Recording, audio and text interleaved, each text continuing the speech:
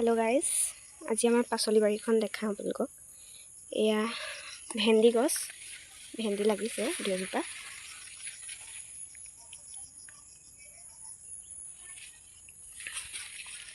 জলকীয়া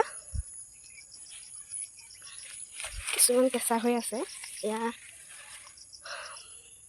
জাতি জলকীয়া বুলি কয়, বা টেঙামৰা গছো আছে।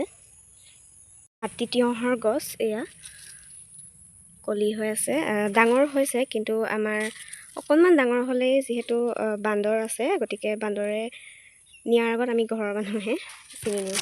এয়া দেখিছেনে, সৰু সৰু হৈ আছে। কোমোৰা গছ, কোমোৰাও কলি পেলাইছে, দুই এটা কলি পেলাইছে, ফুল ফুলিছে দেখা পাইছে। এয়া ভাতকেৰেলা আমি বহুত বেছি আমনি লগাকৈ খালোঁ, আৰু বেচাও হ'ল বজাৰত অলপমান। এয়া আদা গছ, ভয়ে ভয়ে আহিবলগীয়া হৈছে, যিহেতু সাপৰ কাৰণে ভয় লাগে, বেলেগ একো নাই। এয়া গোট কচু, আৰু সেইফালে দেখিছেনে ডাঙৰ ডাঙৰ পাতৰ, এয়া হালধি। আৰু নেমু যথেষ্টখিনি লাগে দেখা পাইছে।